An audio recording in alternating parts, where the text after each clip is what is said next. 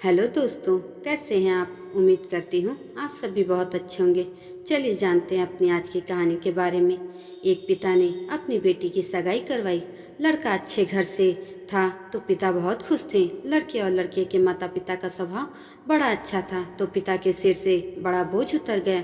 एक दिन शादी से पहले लड़के वालों ने लड़की के पिता को खाने पे बुलाया। पिता की तबीयत ठीक नहीं थी, फिर भी वह ना नहीं कह सके। लड़के वालों ने बड़े ही आदर सत्कार से उनका स्वागत किया।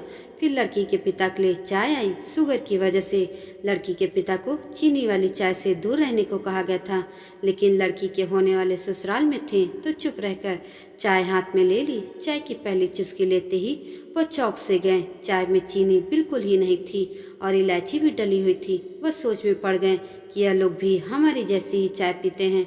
दोपहर में खाना खाया, वो भी बिल्कुल उनके घर जैसा। दोपहर में आराम करने के लिए उन्हें 2 तकिए और पतली चादर दी गई।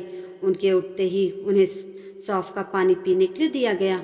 वहाँ से विदा लेते समय उनसे रहा नहीं गया तो पूछ ही बैठे, मुझे क्या खाना है, क्या पीना है, मेरी सेहत के लिए क्या अच्छा है, यह परफेक्टली आपको कैसे पता है। तो बेटी की सास ने धीरे से उनसे कहा कि कल रात को आपकी बेटी का फ़ोन आ गया था। उसने कहा कि मेरे पापा स्वभाव से बड़े सरल और संकोची हैं, वह कुछ भी नहीं कहेंगे आपसे, इसलिए प्लीज़ अगर हो सके तो आप उनका ध्यान रखिएगा। पिता की आंखों में वहीं पर पानी आ गया। लड़की के पिता जब अपने घर पहुंचे तो घर के हॉल में लगी हुई अपनी स्वर्गवासी माँ की फोटो से हार को निकाल दिया। तब पत्नी ने पूछा, ये क्या कर रहे हो। तो लड़की के पिता बोले, मेरा ध्यान रखने वाली मेरी माँ इस घर से कहीं नहीं गई है, बल्कि वह तो मेरी बेटी के रूप में इस घर में ही रहती है। और फिर पिता की आंखों से आंसू छलक गए और वह फफक कर रो पड़े।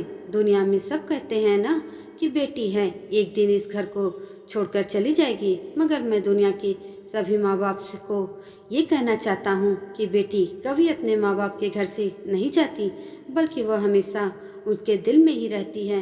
दोस्तों, आपको हमारी यह प्रस्तुति कैसी लगी?